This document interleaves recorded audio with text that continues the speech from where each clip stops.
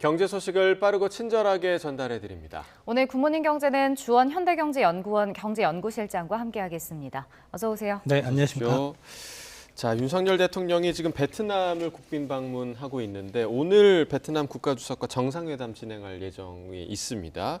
이번 경제사절단의 규모도 이제 역대 최대 규모라고 불리고 있는데 그래서 이제 베트남이 국내 경제와 아주 무관하지 않은 그 비중이 점차 커지는 것과 무관하지 않은 것을 방증하는 것이 아니냐 이런 평가가 나오고 있는데 어떻게 좀 보세요? 지금 이제 베트남은 우리나라 3위의 교역 대상국이고요. 예.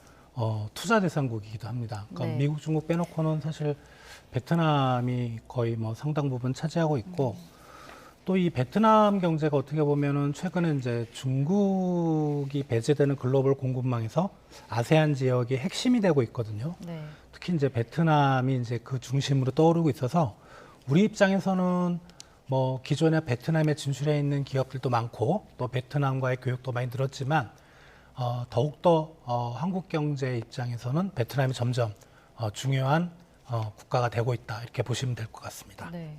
실제로 이제 지난해 이제 우리나라 최대 무역 흑자국이기도 했던 베트남이 정말 중요해지는 것 같은데 국내 기업 진출은 물론이고 사실 해외 주요 국가도 주목하고 있잖아요. 네. 앞으로의 베트남 경제는 어떻게 전망하세요? 경제는 사실 작년에는 성장률이 꽤 높게 나왔었는데 그게 이제 작년 하반기부터 최근까지는 베트남 경제가 상당히 좀 안 좋습니다. 그러니까 베트남이 투자하고 그다음에 수출, 그다음에 외국인 관광객 요게 이제 경제 성장의 핵심이라고 보시면 되는데 네.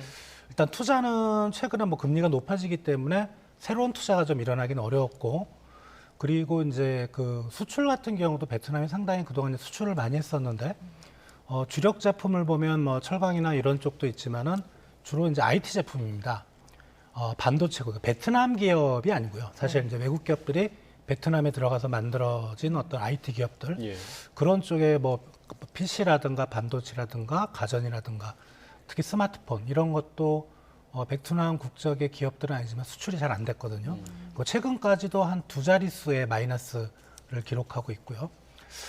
다만 이제 요게 올해 상반기까지만 좀 베트남 경제가 어려울 것 같고 아마 전년 동기 대비 기준으로 3%대 상반기에는 유지를 하다가 3분기부터 좀 많이 개선이 될 거라고 지금 전반적으로 보고 있는데 특히 이제 하나 긍정적인 거는 이제 코로나가 종료가 되면서 베트남으로 들어가는 외국인 관광객이 코로나 이전에 한 70% 수준까지 높아졌다고 해요. 예. 이런 걸 감안할 때 올해 하반기부터는 베트남 경제가 좀 기지개를 펴지 않겠는가 생각이 됩니다. 네.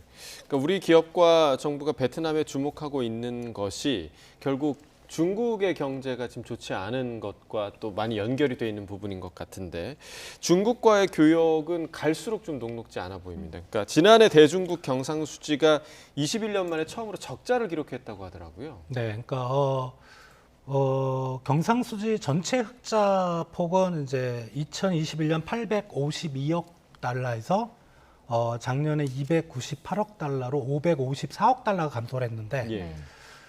중국만 놓고 보면 2021년에 플러스 234억 달러였는데 흑자였는데 작년에는 마이너스 78억 달러였거든요. 예. 그러니까 전체 경상수지 감소한 게 대략 한 554억 달러인데 그중에 60%가 중국 때문입니다. 어떻게 보면 우리나라 경상수지 흑자가 많이 줄었던 거 그 중국의 영향을 많이 받았던 것 같고요. 그리고 아주 이례적입니다. 한 21년 만에 처음인데 가장 큰 거는 이제 뭐 서비스 수지도 있고 소득 수지도 있고 이랬지만은 이제 상품, 무역 수지 쪽에서 우리나라의 중국으로 가는 수출이 반도체를 중심으로 상당히 좀 어려웠고 예.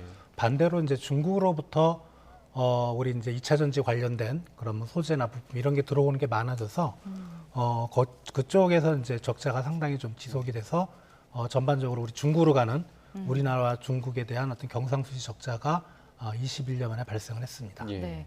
근데 여기에다가 이제 지금 중국 내부적인 경기 상황도 크게 좋아지지 않고 있는 것도 좀 우려스러운 상황인데 경기 부양책이 사실 나오긴 했는데 이게 효과가 어느 정도 있을 것으로 보시나요?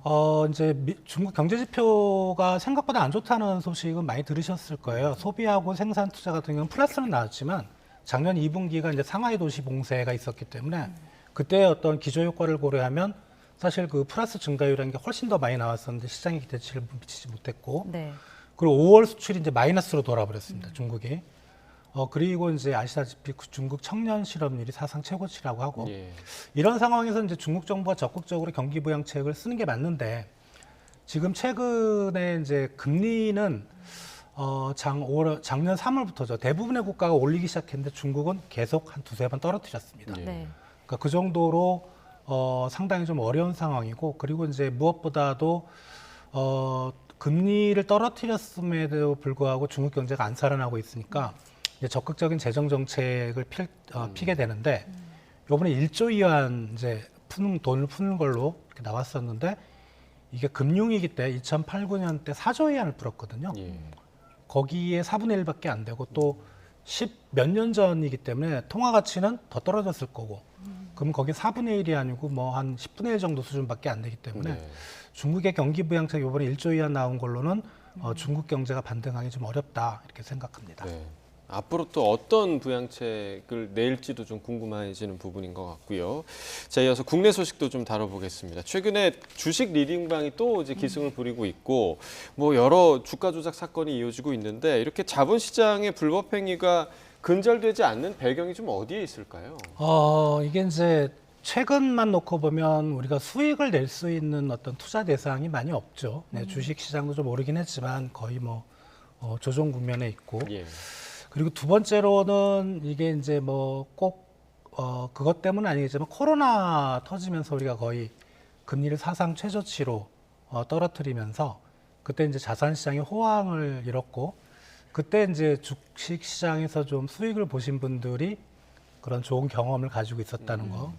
그리고 세 번째로는 이제 아까 첫 번째 말씀드린 요인과 이제 연결이 되는 건데 사실 뭐 사업도 잘 안 되고 그러니까 뭐 기댈 곳이 좀 필요한 거죠. 네. 그럼 아무래도 좀 뭐 사행성 산업으로 갈 텐데 주식시장이 사행성 산업이라는 건 아니고 이제 그런 쪽이 필요한 거고 그리고 뭔가 이제 리딩방이라고 하면은 자기들만의 정보, 자기들이 세상을 움직일 수 있다는 그런 뭐랄까 막연한 기대감. 예. 그리고 마지막으로 제일 중요한 건데 이게 이제 금융 범죄에 대해서 우리나라하고 미국과 비교를 해보면 형벌의 크기가 엄청 차이가 납니다. 우리나라는 뭐 거의 집행유예가 대부분인데 예. 미국의 금융 범죄는 거의 종신형 뭐 120년, 150년 이렇게 때려버리거든요. 예. 그러니까 우리 그 어떤 우리나라는 징벌에 있어서 교화주의를 택하는 거고 미국은 징벌주의를 택하는 건데 거기서의 차이인데 이제 그런 부분이 아마 이런 그 주가 조작과 같은 금융 범죄가 사라지지 않는 그런 이유지 않을까 생각이 됩니다. 네. 그리고 이제 주가 조작 사건에 연루된 종목을 보면 공통점이 있더라고요. 이게 유통 주식수가 적은 뭐 품절주, 중소형주에 좀 몰리는 것 같은데 이건 특별한 이유가 있을까요? 일단 그 주가를 조작을 하려면 주가 조작하는 그 세력도 돈이 한정이 돼 있겠죠. 예, 그 대형주는 안 됩니다. 그래서 이제 유통 물량이 적은 게 제일 유리하고요.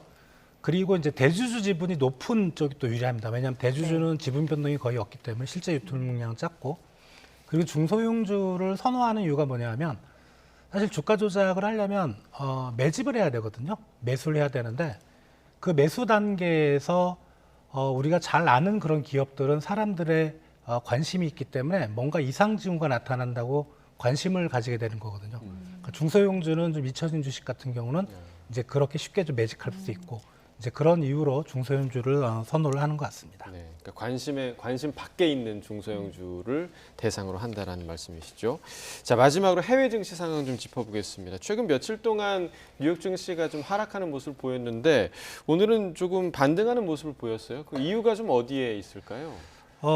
파월이 계속 두 차례 인상을 계속 주장을 하고 있어요. 시장에서는 한 번밖에 안 보고 있는데 예. 사실 뭐 꿋꿋하게 두 차례를 주장하고 있는데 그러니까 이제 주식시장은 사실 그것 때문에 며칠 좀 약세를 보였던 것 같은데 근데 어제 오늘 나온 미국의 경제 지표가 좀 안 좋게 나왔습니다. 그러니까 주간 고용보험 청구 건수가 상당히 좀 많아졌고요, 생각보다. 그리고 경기 선행 지수가 좀 나쁜 쪽으로 나왔습니다. 그러다 보니까 파월이 미국 실물 경제나 고용 시장이 안 좋은데 과연 두 번 올릴 수 있을까? 이런 결국은 한 번 아니면 동결이다 이런 시장의 믿음이 강해지면서 나스닥을 중심으로 주가가 올라간 것 같습니다. 알겠습니다.